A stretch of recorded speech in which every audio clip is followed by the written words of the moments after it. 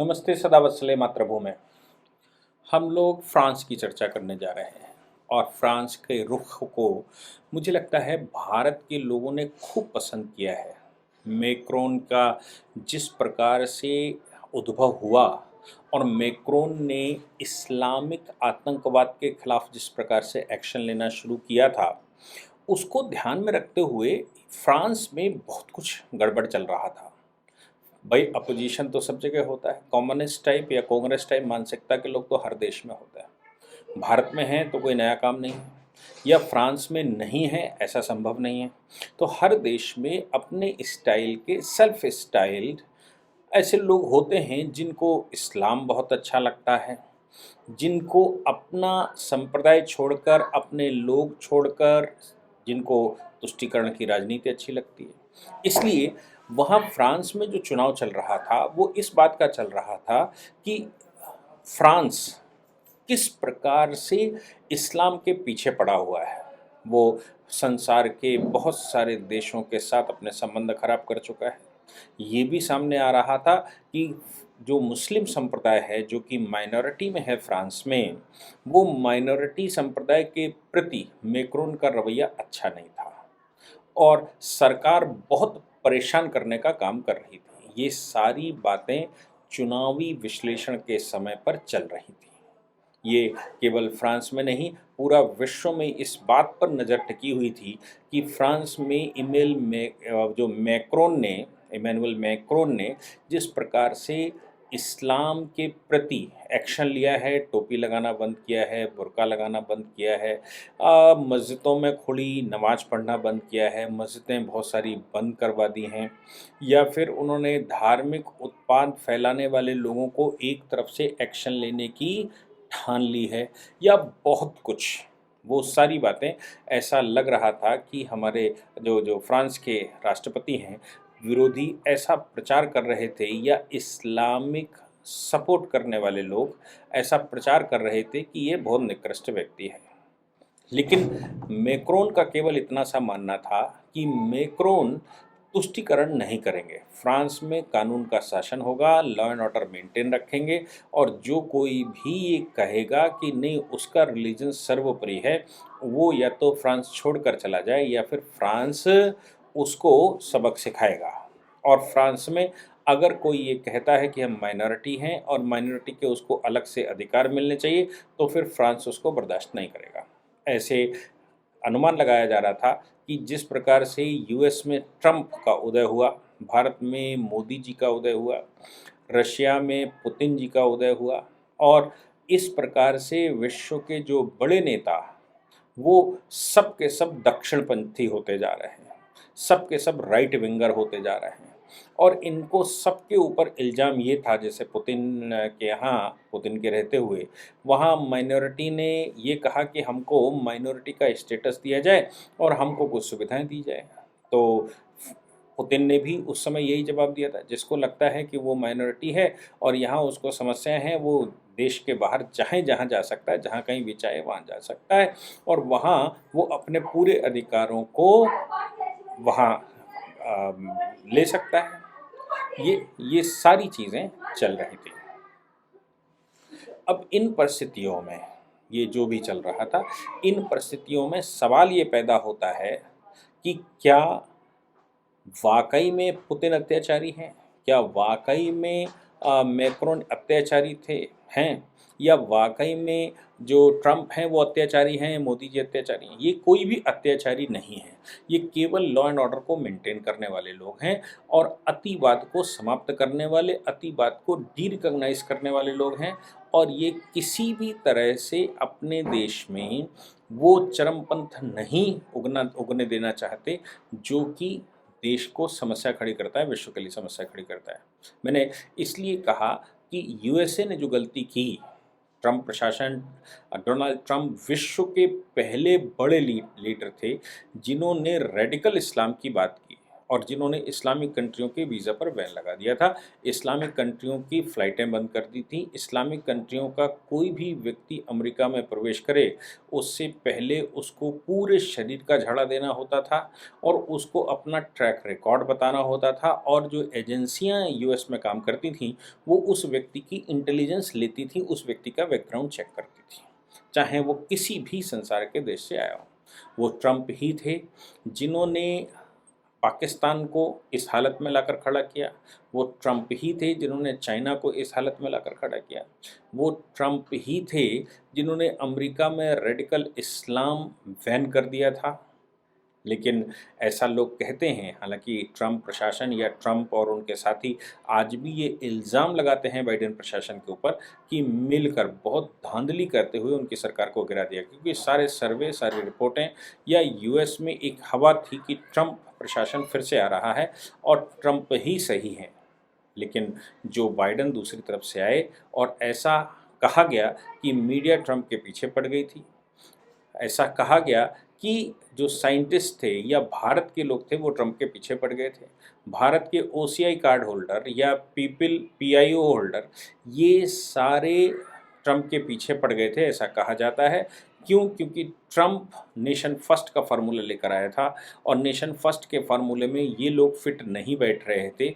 उसका कारण ये था कि ट्रंप का ये कहना था कि अमेरिकन्स फर्स्ट अमेरिका में। भाई हमारा भी कहना यही है भारत में कि भारतीय फर्स्ट भारत में। और जो कोई भी भारत के कॉन्स्टिट्यूशन के विरुद्ध खड़ा होगा, जो कोई भी ये कहता है कि मेरी किताब प्रिवेल करेगी, संविधान नहीं, वो व्यक्ति भारत में सर्वाइव नहीं करना चाहिए।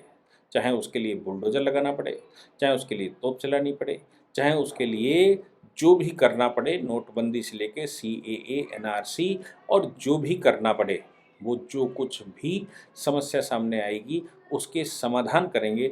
लेकिन भारत में नेशन फर्स्ट, भारतीय फर्स्ट, भारतीय ट्रेडिशन फर्स्ट, भारतीय परंपराएं फर्स्ट, विदेशी रिलीजन नहीं चलेगा, विदेशी थॉट नहीं चलेगा, विदेशी देवता नहीं चलेगा, विदेशी लोग यहाँ नहीं चलेंगे, विदेशी थिंकर्स यहाँ नहीं चलेंगे। क्योंकि भारत के पास बड़े थिंकर्स, बड़े देवी देवता, बड़े देवी देवताओं के काम और भारत यूनिक टाइप का देश रहा और हज़ारों वर्षों तक रहा, ऐसा नहीं है।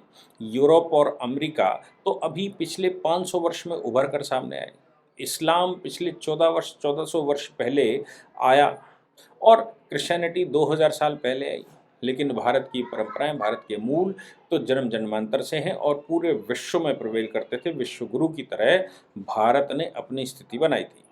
इसलिए नरेंद्र मोदी सरकार जिस समय बैठी 2014 में, मोदी जी ने नेशन फर्स्ट का फार्मूला दिया, इंडियन ट्रेडिशन फर्स्ट का फार्मूला दिया और भारत प्रथम स्थान पर। इसीलिए जिस समय फ्रांस के राष्ट्रपति मैक्रोन जीते दोबारा चुनाव, तो भारत के प्रधानमंत्री ने उनको बधाई दी और बधाई में साथ में कहा मेरा मित्र मैक्रोन, मेरा मित्र मैक्रोन, साथ में मिलकर बहुत काम करेंगे और बहुत आगे तक जाएंगे, ऐसा मोदी जी ने कहा। उसका कारण है कि मुझे लगता है कि दो बड़े प्रोजेक्ट्स में, एक तो रिन्यूएबल एनर्जी के मामले में फ्रांस हमारा पार्टनर है, दूसरा थॉट के मामले में फ्रांस हमारा पार्टनर है, तीसरा इस्लामोफोबिया जिसको लोग कहते हैं, यानी कि जो अतिवाद है, चरमपंथवाद है, उसके विरुद्ध फ्रांस सदैव हमारे साथ खड़ा दिखाई पड़ा।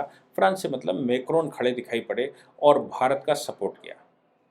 मुझे लगता है ये सब कुछ भारत के लिए अच्छे साइन हैं, चूँकि ये सबसे पहले 2014 में मोदी जी, या मैं कहूँ जब वो गुजरात के मुख्यमंत्री थे, तब मोदी जी के समय पर ये सब कुछ शुरू हुआ था और मोदी जी का फॉर्मूला हिट हुआ। हिट होने के बाद 2014 में सरकार बनी, 2019 में सरकार बनी और अभी फ़िलहाल पोजीशन बहुत अच्छी देश में चल रही है। लोग नाराज़ तो होते ही हैं। क्यों? क्योंकि उनको 1000 साल का बिगड़ा हुआ बहुत जल्दी सही करना है। क्या है? जैसे कोई व्यक्ति डूब रहा है, तो डूबने को जो बचाने जाएगा वो उसको पकड़कर खींच लेगा। तो भारत चूँकि डूबा हुआ देश था, डूबा है, ये हिंदू समाज था, भारतीय लोग डूबे हुए थे, तो मोदी जी उसको दिखाई पड़े और मोदी बचाने चले। तो ये भी संभव है कि मोदी जी बचाने तो गए, लेकिन लोग इतने परेशान हैं कि वो मोदी जी को भी पानी में खींच सकते हैं।